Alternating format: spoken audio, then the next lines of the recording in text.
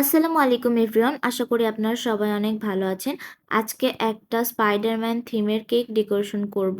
বাচ্চাদের প্রিয় একটা ক্যারেক্টার কিন্তু স্পাইডারম্যান। তো এই কেকটা কিন্তু আজকে একটা বাচ্চার জন্যই ছিল।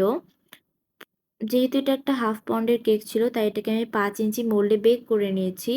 প্রথমেই আমি কেক বেসটাকে বোর্ডের উপর হালকা ক্রিম দিয়ে সেট করে নিয়েছি। এরপর এটার মধ্যে chocolate sugar syrup, chocolate ganache, chocolate cream এবং আবারও চকলেট গানাশ দিয়েছি। আমার প্রত্যেকটা চকলেট কেক কিন্তু আমি অনেক বেশি পরিমাণে চকলেট গানাশ ইউজ করি। তারপর এটাকে আমি ক্রাম কোট করে 30 মিনিটের জন্য সেট করে সাদা ক্রিম দিয়ে ফিনিশিংটা দিয়ে নিয়েছি। ওটার ভিডিওটার করা হয়নি। তারপর উপরে আমি রেড কালারটা দিয়ে, মানে রেড কালারের ক্রিম দিয়ে এই সারফেসটা করে নিয়েছি। আর এই রেড কালারটা আনতে আমি রেড ম্যানের cherry red colour, black colour এবং ব্রাউন কালারটা মিক্স করে এই রেড কালারটা এনেছিলাম।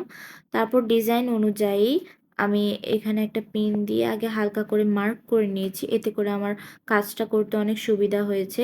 তারপর ওই মার্ক অনুযায়ী চকলেট গানাশ দিয়ে আমি টার্ন টেবিলটাকে ঘুরিয়ে ঘুরিয়ে এই ডিজাইনটা করে নিয়েছি, মাকড়সার জালের যে ডিজাইনটা হয় সেটা।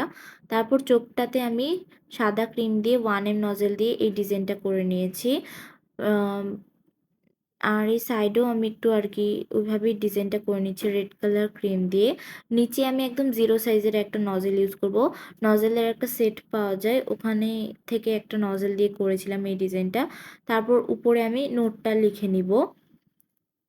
আর এটাই ছিল আজকে একটা সিম্পল কেক ডেকোরেশন। সিম্পল হলেও কিন্তু বাচ্চাদের একটা প্রিয় কেক এটা। ধন্যবাদ সবাইকে। ভিডিওটা ভালো লাগলে একটি লাইক, কমেন্ট ও শেয়ার করবেন।